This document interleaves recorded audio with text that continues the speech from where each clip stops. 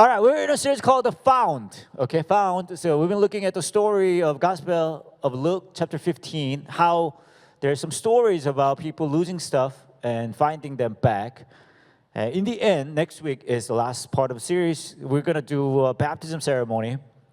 So I keep encouraging you to get baptized. So today is the third part of the series. We're going to go to the very famous story, which is the Gospel of Luke, chapter 15, verse 25 to 32. I'll read the passage for you. Here we go. Meanwhile, the older son was in the field. When he came near the house, he heard music and dancing. So he called one of the servants and asked him what was going on. Your brother has come, he replied, and your father has killed the fattened calf because he has him back safe and sound. What happened here? They order food truck. Okay?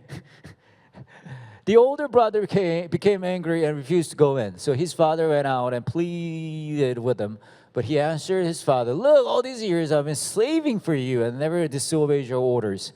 Yet you never gave me even a young goat so I could celebrate with my friends. But when this son of yours who has squandered your property with his prostitutes come home, you killed a fattened calf for him? My son, the father said, you are always with me and everything I have is yours. But we had to celebrate and be glad because this brother of yours was dead and is alive again. He was lost and is found. Okay, this is the last part of the very, very famous story, which is called the prodigal son story. Have you heard of the prodigal son story?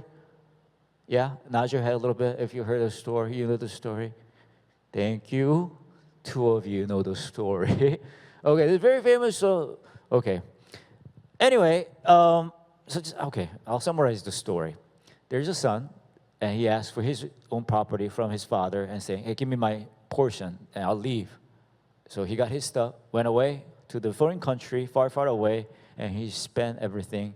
And then he was like, oh, what am I going to do? What am I going to do? So he got a job at this farm, and he was feeding the pigs, and realized, and he was too hungry, and so he was eating what the pigs were eating too. And then he realized that, oh, you know what? I think it would be better for me to go back to work at my father's house as a slave than working here. So he went back, and then father saw the son, and then father went out there, ran toward the son, and then embraced them and threw a party. And then the older son got mad, like, what's going on? And we just read the last part of the story. Anyway, this is a super well-known story. Even though those people who don't go to church, they know the story too. But knowing this story for many years, I've always wondered, I know there are two sons appeared in the story. What did they do really that wrong? They are called the prodigal son, but why? I mean, is it really proper to call them prodigal? What did they really do wrong? You probably hear throughout the 2,000 years of church history, first time a pastor taking on prodigal son's side. What did he do? What did he do wrong? Maybe you can come up with some things they did wrong, but I don't know. I couldn't really think of that much. And probably there are two things the son did wrong. Number one, the son came to his father and said, give me my portion. And then, okay, bad, But think about it. Is it really that bad? This son came to his father, and what did he ask for? He only asked for his portion out of the heritage that he's going to get eventually from his father. So I'm saying he's asking for only his portion. This guy got a good heart. There's so many villains out there demanding for all, like, give me everything. But this son has a good heart. Just give me mine. So I'll say, getting something out of his father, not that bad. Maybe it seems that bad, but honestly, not that bad, right? And some of you may say, this guy ran away from home. Not good. Yeah, maybe you're right, but think about it. I don't think this son, the younger son, is not like a junior high school, I don't think he's like elementary school kid, right? I think he's at least like high school plus, over. And I have two girls, and one just graduated high school last January and going to college soon, and the other one is in like 고2, what is it, like junior in high school, okay? Now I'm thinking, I don't know, if you guys had a children who are old enough, you have probably had a similar thought. Looking at my girls, I'm thinking, what if they don't leave my house? What if they go, I'm gonna live in your house forever, Daddy? And I'm like, I didn't really say this out loud, but deep inside of my heart, I'm thinking, that's not a good idea. I want them to leave. But what if they stay forever? You know, that's really, really bad. But look at this kid. He's saying, I'm gonna leave your house, Daddy. I'm gonna leave because I can be your burden. I'm gonna leave for the country that's far enough. I'll say it's a good son, rather than I'm gonna stay here with you forever. You see what I'm saying here?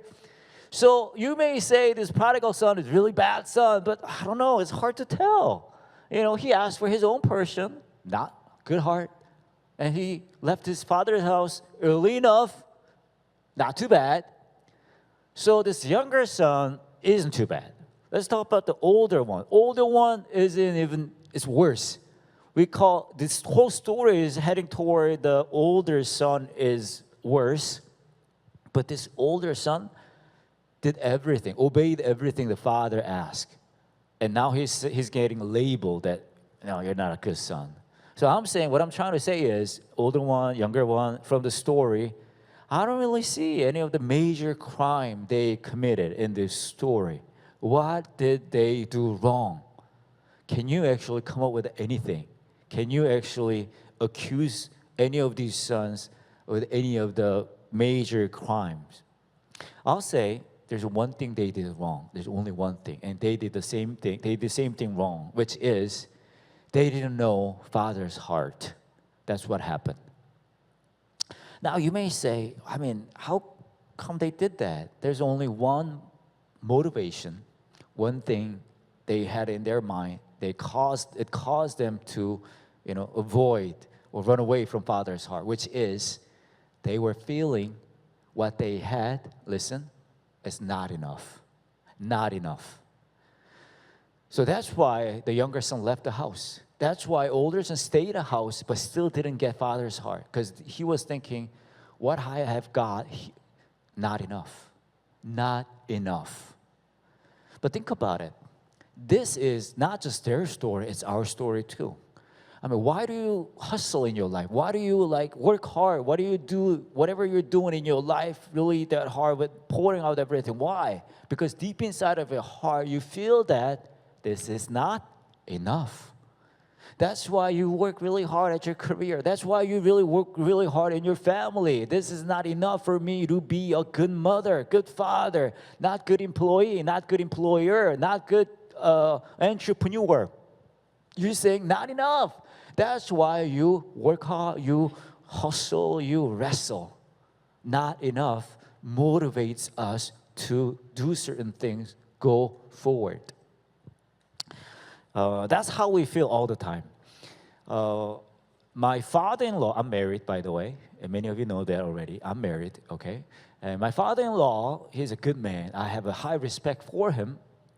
But mother-in-law, I mean, she obviously loves my father-in-law, but there is one thing, and this guy is awesome. My father-in-law works hard, he's a good family man, everything's good. But there's one thing my mother-in-law was not really happy about my father-in-law, which is my father-in-law is not really that talkative, okay? He doesn't talk much at all. So during the day, he only says 3 sentences throughout the day. 1, I'm going to work. Number 2, I'm back. Number 3, let's go to bed. Okay? He says only those 3 things throughout the day, and he doesn't talk at all. So my mother-in-law obviously loves my father-in-law, but that one thing that she was not really happy with, my father-in-law, he's not that funny. Okay?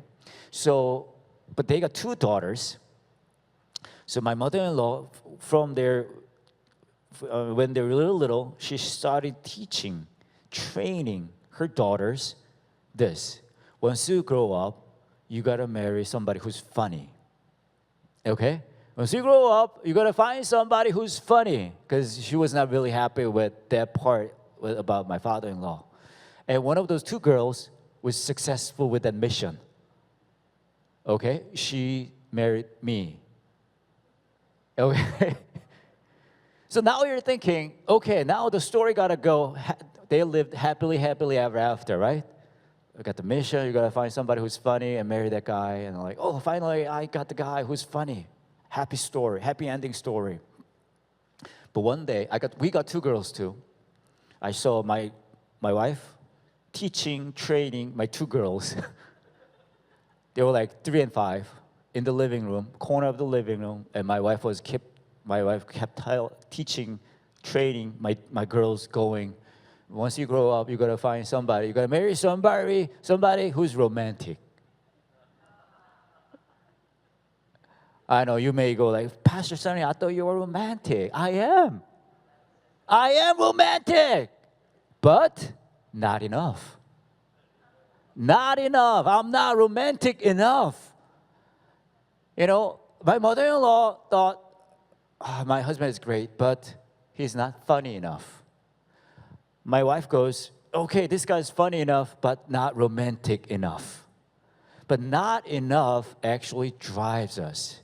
This grade that I got from school is not enough. The school I have in my mind that I want to go, that not enough. Promotion, not enough in my work. Family situation, not enough. That's how we go forward. Not enough. We all are captivated. We're caught up with this thinking, not enough. It's not just about actually ourselves. You extend that to the people around you.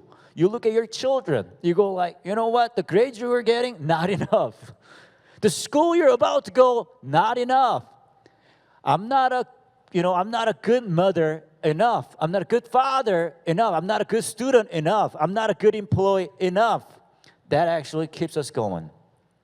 So that's what pushes, that's what keeps us going.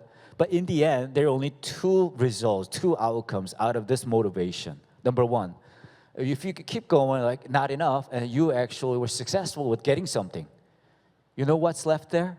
You have this feeling of superiorism. You feel superior over other people. But let's say you fail to achieve that. What happened is you feel inferior. So you either go feeling superior or inferior. Let me ask you a question. Which one do you prefer more? You want to feel superior or inferior? You're like, I don't like any of them. But I'll say, you probably want feeling superior over some other people, right? So this is who we are. We are in a situation we feel not enough, so we feel very inferior, and then we're looking at the place. We feel like if once I get there, I will feel that superior feeling. That's what we do every moment of our lives. But throughout the Bible, God is asking one simple question. He knows that we wrestle with these two, like, I want to feel superior, I don't want to feel inferior, but this is not good enough. This is what we do. And to us, struggling, wrestling like this, God is asking one simple question throughout the Bible, which is, hey, I know you're wrestling with that, you're hustling with that, struggling with that, but I want to ask you this question. Isn't my grace enough for you? Isn't my grace enough for you? Then what do you say? What do we say to that question? This is what we say. No, that's not enough. Grace, I know grace is a good thing, but that's not enough. That's what we do.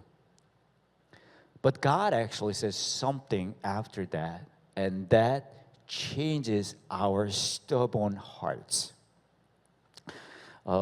Years ago, there's a lady who attends our church. I'll tell you the story later. I've been speaking at this chapel in the university near here, Mogon University. I'll go there like twice a year or something, twice a year, something like that. I've been doing that for like 10 plus years. And then one day, but whenever you go there, speak to chapels, at the chapels to the students at university and their chapel, they sit like this. And then whenever I throw jokes, they laugh like this.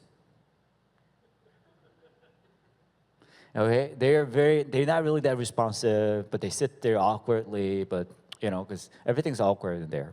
Anyway, but I still go there and do that, I speak for them. And then one day, the chaplain, the guy who's in charge of chapels, he came to me after the chapel, and he goes like, Pastor Sonny, I've always had a hard time, my heart was difficult with just looking at my students just sitting like this. So I was actually thinking, what if I put you in charge? You can do anything that you want in our chapel. Do you think that would change their mind? Do you think it will open up their hearts? So I said, I don't know. And then he goes like, let's give it a try. So he put me in charge for 2 days of chapel, with 10 chapels over 2 days. And he said, I can do anything that I want.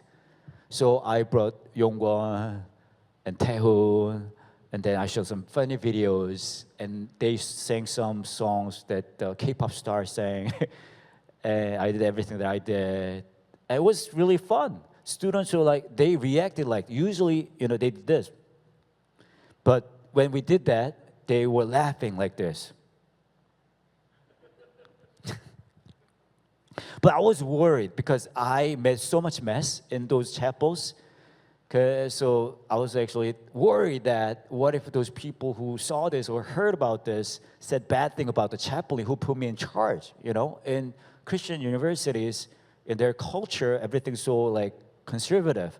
So I was worried about the chapel. So I asked him the question like, hey, are you okay with this? I know I had so much fun. I made a lot of mess, but I'm concerned about you. What if somebody come to you and say, who put this guy in charge? Is that you?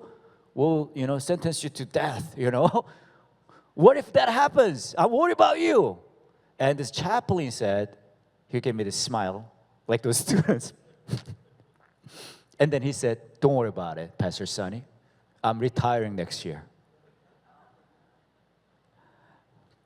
So he was like, he's been looking at those students not reacting, not responding to the worship, his heart ached for many years, decades. And then he was like, okay, I'm gonna do something because I'm retiring next year. It is okay for me to bring in this guy, which is me, by the way, and make the mess. And there's a lady who attends our church, and she was a middle school teacher. And it was time for her retirement, and she came up with this idea that before I retire, I want my students to hear gospel. But I don't think I can do that well, so I'm gonna invite Pastor Sonny to our school and do that. So she came to me, she said, can you do that, Pastor Sonny? I'm like, okay. I am very easy guy with saying okay. Whenever you say something, I'm going, okay, okay. And then the day was coming, then I realized that there are 10 classes over 2 days. The sound of it already exhausting. I'm like, oh, what should I do? What should I do? As the day was approaching, I'm like, oh, what should I do? What should I do? And I really didn't want to do that. But back then, the flu was spreading really bad. My 2 girls at home, they got flu. I came up with the idea that if I get the flu, then I will get sick. I won't be able to go to teach those classes. I'll just call the lady and say, you know what? I can't go. I got the flu. And I was actually thinking I can, run away from this responsibility. Everything's gonna be okay. That was the plan that I came up with. So I was like rubbing my children's mouth. And then I was feeding my girls with the same spoon I was eating. And then I picked up the Kleenex tissue that my girls sneezed on. I'm like rubbing in my nose. I'm like, I gotta get the flu. But amazingly enough, I didn't get it. I was getting healthier and healthier. I was getting stronger and stronger. So I went. And then before I started a class, we had this little tea time with that lady, the teacher. So she said, you know what? The flu has been spreading really bad lately. So I said, yeah, tell me about it. You know, my 2 girls got flu, but somehow I didn't get the flu. And then this teacher lady goes, oh, that's obvious. I'm like, what? Why are you saying that? And she goes, because I've been praying for you. I'm like, wow, I didn't know this was spiritual warfare. So I did all the 10 classes, and then I got the flu. I think she stopped praying for me. She was like, okay, your mission is done. I mean, think about it. These two people, you know, this chaplain and this teacher lady, they didn't really have to do this, right? They didn't really have to go this hassle. I mean, they could have just retired, you know? I mean, it was easy for them. But they chose to invite me and do something about their students. Why? Because deep inside their heart, they're thinking, you know what? If only you, my students, you can hear the gospel. Listen, that's enough for me. That was the mind, that was the attitude they had. When God says throughout the Bible, even every moment of our life, He keeps saying this to us, asking the same question to us. Isn't my grace enough for you? Then we go, no, that's not enough. I need more. Then God goes, okay. But you know what? You are enough for me. Then that actually changed our hearts. That we transform our lives. We have a church in Seoul too, and months ago, there was an actress, a lady who started coming to our church. She's an actress in Daejeon, which is like Theater Street, and she's an actress there. And then she, I don't know why, but somehow found our church interesting enough that she decided to bring more people, friends, her actress friends to the church. So we've been getting so many actress friends of hers to our church. So we got like 10 plus actors and actresses coming to our church. I was like, and one of them, maybe you may, if you've been following Korean stuff, movie stuff, or drama, K-drama, you probably recognize this guy. And the beginning of the era, her first friend that she invited to our church, her name is Cha Sunbae. And he looked like this. Okay, that's her. That's me. That's Cha Sunbae. Okay? And you may not recognize from this picture. Can you show us that's him? Have you ever seen this guy in the movie? Okay, anyway. So he came to me. He said, you know what? I've been inviting my friends, my actor friends, actress friends to our church, but I realized that it's been hard. And the reason is we actually work, actors, actresses on the Theater Street in Seoul, we work on Sundays, but we don't work on Mondays. So how about, Pastor Sonny, you come to our Theater Street and start gathering at Theater Street, and then I can invite more friends. I'm like, but Monday's my off day too. But I didn't say that out loud. I said it in my heart, in my mind. And then he was like, yeah, come. So I said yes. So we started this gathering at Theater Street, Daejeon. And last Monday was our 4th meeting. We got like 34 actors and actresses gathering. Yeah, and I'm going back tomorrow. But how does it happen? This guy, Cha Sun-bae, can you show us the next? He looked very scary in movies. And he said like things like, 나 같으면 너부터 제꼈어. If I were you, I'll probably kill you first. This is the kind of line he says in the movie. Next picture, please. Okay. This guy, when he came to our church, he was drunk all the time.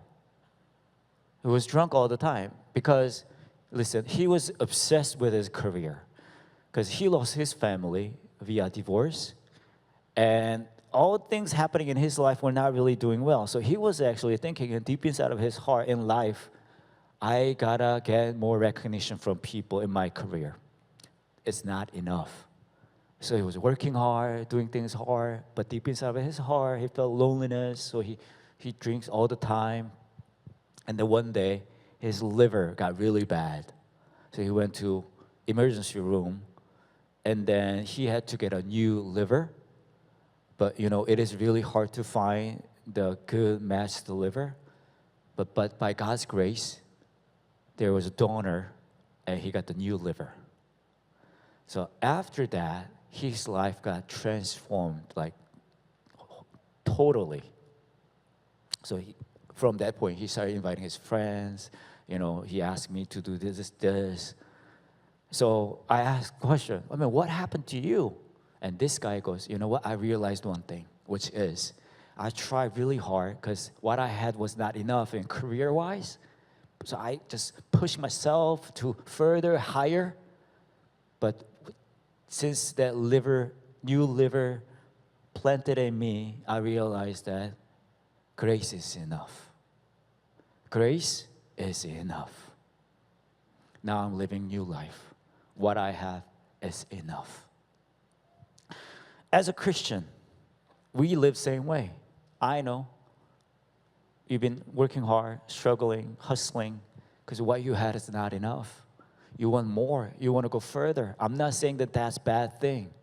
But what I'm saying is, every moment of your hustling and struggling, God was asking the simple question to your heart. Isn't my grace enough for you? Then we go, no, that's not enough. Then God goes, but you are enough for me. Then we go, I don't believe that. I don't believe that your grace is enough. I don't believe that I am enough for you. I read a book that was written by a pastor, and there was an interesting part from the book that I read. And he asked this question: if Jesus goes to a department store or shopping mall, which place of the shopping mall or whatever Jesus would enjoy most? You may come up with an answer like food court, or like food court, or like food court. I don't know. I don't really enjoy department store that much anyway. But this pastor writer says, you know what? When Jesus goes to the department store or shopping mall, there's a place Jesus enjoys the most, which is lost and found. Because he loves finding the people lost. We go like, I don't understand. Am I enough for you, Jesus? And he goes, yes. Because the more you lost, the more joyful I am to finding you. And we go, I can't believe that. And he goes, look at the cross. Look at what I have done to find you back. I've given up everything. I've given up myself to find you back. If you go to Mark chapter 9, there's an interesting story. Mark chapter 9, it goes, Jesus went up to the mountain to pray, and he's coming back, and this is what's happening. So they brought him. When the Spirit saw Jesus,